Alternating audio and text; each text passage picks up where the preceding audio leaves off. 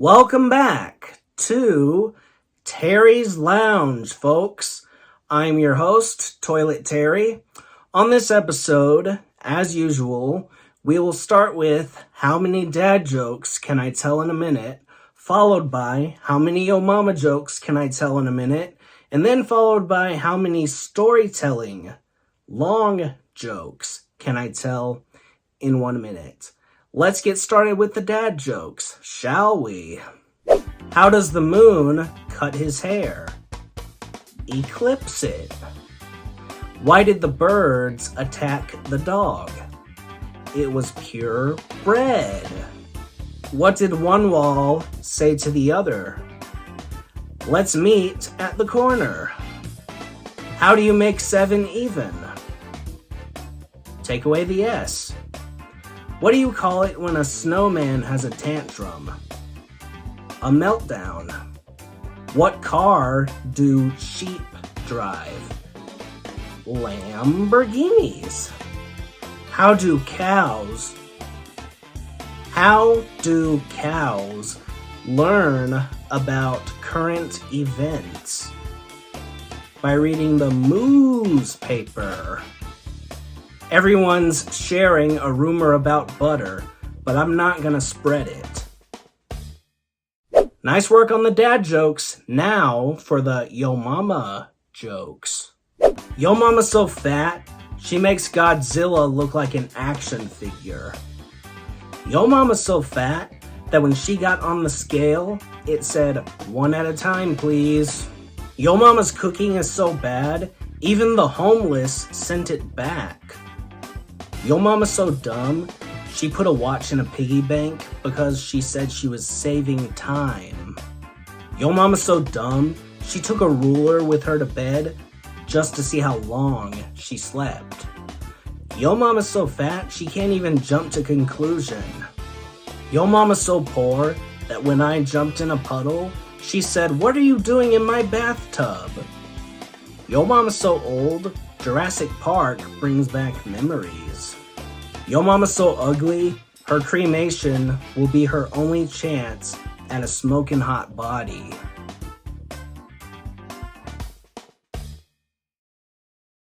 Nice work on the yo mama jokes. Now for the storytelling, long jokes. A young boy walks into a barber shop. The barber whispers to his current customer, "This is the dumbest kid in the world. Watch while I prove it to you." So he walks over to the boy with $1 in one hand, a dollar bill, and 2 quarters in the other. "Which do you want?" he says to the boy. The boy takes the quarters, and he leaves. The barber says, "See, what did I tell you?" And then later, when the customer is leaving, he sees the same little boy walking out of an ice cream parlor with an ice cream cone. And he walks up to the boy and asks him, "I'm just curious, why did you take the 2 coins instead of the dollar bill?" The boy smirks at him, looks him in the eye, and says to him, "Well, the day I steal the dollar bill, the game's over."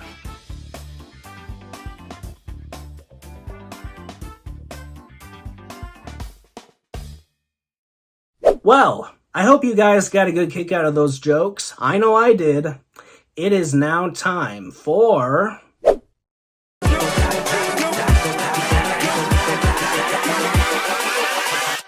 Hold up.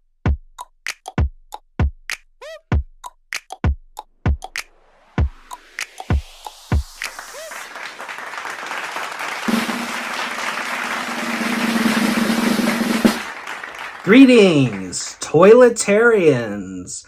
I'm your host, Toilet Terry, and you guys are all watching Toilet Talk with Terry. That's me, obviously. The discussion topic for this episode is the glory days. That's right, the glory days. High school, college.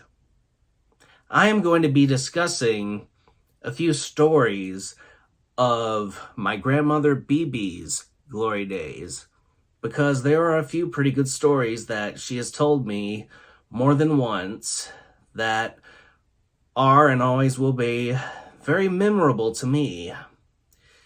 The first one I'm going to share is the story about the captain of her high school football team. Yes, the captain's name was Charlie. He always did things to tick the members of the football team off. She told me of this story of how one night before a football game, he had done something that completely ticked everybody on the football team off. It just ticked him off. She didn't tell me what it was, but something he did ticked him off. That's the bottom line. So, what did they do in return? I'll tell you what they did in return. They got all the heavy-set, strong football players on the team to work together, lift his Volkswagen Bug, and put it between two poles so he could neither drive it forward nor backwards. And he couldn't. After the game, he wasn't able to drive home, and they just left him there that Friday night. 3 days later, on Monday morning, the same heavy-set, strong football players that had moved his Volkswagen Bug moved it from between the poles. From that day forward, Charles treated the football team with utmost respect. How did my grandmother BB know that story? Well, she obviously wasn't on the football team because it was a guy's team. But she was a cheerleader for the football team. A cheerleader. She even told me this story, another story about the football team and the cheerleading team, in which the football team always acted like it was all about them. They were always snooty, and the cheerleaders had decided they were sick of it. Absolutely sick of it. So, at the next pep rally, they decided to, on a dare, have the football players dress up like the cheerleaders and the cheerleaders wear the football gear. Just to be funny. And it was pretty funny. The women, the cheerleaders, were standing around in the football gear, the men's football gear, just doing nothing. While the men, the football players, dressed as the cheerleaders, were trying to come up with cheers of their own. It was hilarious. It was hysterical. And from that day forward, the football players were never snooty again, especially towards the cheerleaders. The cheerleaders looked fine in the football gear, but the men in the cheerleader outfits, on the other hand, horrible, horrid, absolutely horrid. I mean, the wigs, the makeup, the skirts that didn't fit, especially the skirts that didn't fit on those obese athletes who masqueraded that for being hefty and strong. Yeah, that's messed up. That's nasty. But the bottom line is they all learned to respect one another from that day forward. And they had fun. Well, at least the cheerleaders and the football players' gear did. I don't know about them obese athletes. The final story that she told me was the story of when her family first moved to Alabama. She started going to a new school. It was a new town, knew everything. And it was the first school she ever went to where there was no student council. At every other school she had been to, she was on the student council. And when she found out there was no student council, she was like, okay, I'll start one. So she did. And it was a successful one too. It was a great way to make friends. It's no wonder she's so political today. That crooked Hillary needs to be in jail. She needs to be in jail. So I guess the moral of this episode is, or could be something along the lines of, the glory days will pass you by. So for those of y'all who are still in school, make the most of it. And that's all I have to say about that. Anyway, hope you guys enjoyed this episode, this discussion topic. Don't forget to drop a like on this video if you liked it. Hit that subscribe button for more upcoming content, which will be amazing. Y'all won't want to miss it. All right, keep it real. Peace out.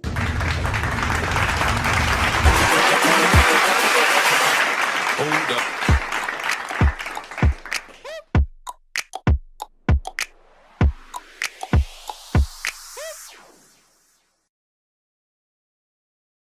It is now time for impressions, starting right now.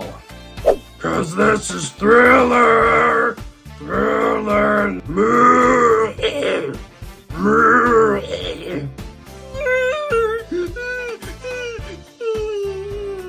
Oh!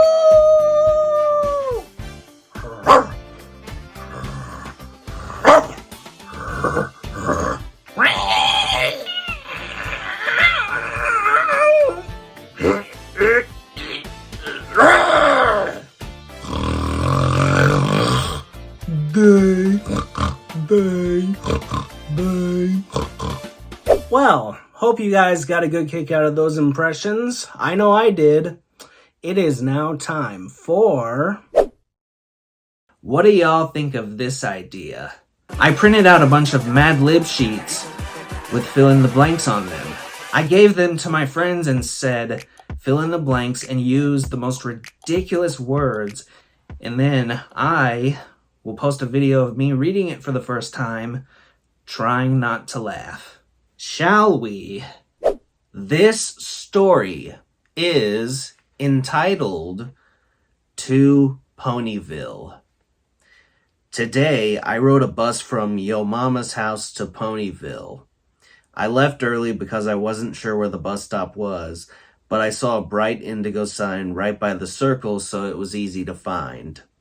The bus driver's name was Uncle Boobs the Fat. The only other passenger was a girl a year older, but all the seats were filled with flamboyant nuts. When the bus started moving, the girl turned to me and said, "Want to hear the best advice I ever heard from Justin Bieber? If you're gonna be dumb, you better be tough." I'll keep that in mind. Okay. Well, that's all we have time for today here on Tall Tales with Terry. See you on the next episode.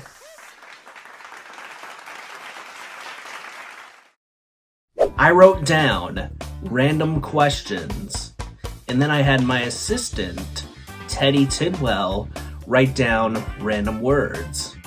10 questions, 10 random words. I read the questions, he reads the words, and whatever the words are the answers. Let's get started, shall we? What is the color of your hair? Barf. What does Barack Obama look like? Toilet paper. What does Joe Biden look like? A potato. What is 2 plus 2? Yo mama. What does Kamala Harris's laugh sound like? Pink fluffy unicorns. Use one word to describe Nancy Pelosi. Lardo. What do you get when you cross COVID-19 with prostate cancer? Chris Brown. What's the weather supposed to be like today? Funny. What are you most tired of? Democrats. What do you despise most? Your grandma's butt. Well, that's all we have time for, folks. I hope you guys got a kick out of that. I know I did. To conclude, I am going to be reading, as usual, 3 different letters from 3 different toiletarians. Supposed toiletarians. Starting with this one. Okay, Mr. Prankster. If you're watching this, I want you to know that this isn't funny. This isn't funny. It says it's from Durham University. I am not from Durham University. I went to Lee University, And I'm not in college anymore, so you're out of date, buddy. It says, "Dear students, we have recently found blockages in the men's showers in the dorms, mostly caused by human hair. But recently, we have traced it back to what appears to be semen. What is wrong with you people? For those of you who wish to masturbate, please do so in the comfort of your rooms. Or else we will trace to the culprits through DNA testing. Sincerely, thank you for reading this document." Seriously? Really? Alright, now for this one. "Dear girls who tormented me and bullied me in 7th grade because I was smarter than you. You have to work overtime tomorrow. Sincerely, your boss. On your best day, honey." Alright, last one. "Dear people of the world, I don't mean to sound slutty, but you can use me anytime you want. Sincerely, Grammar." That one's actually pretty funny. Well, that concludes this episode. I hope you guys got a good kick out of this episode, just as much as I did. Don't forget to drop a like on this video if you liked it. Hit that subscribe button for more upcoming content, which will be amazing. Y'all won't want to miss it. Alright, keep it real. Peace out.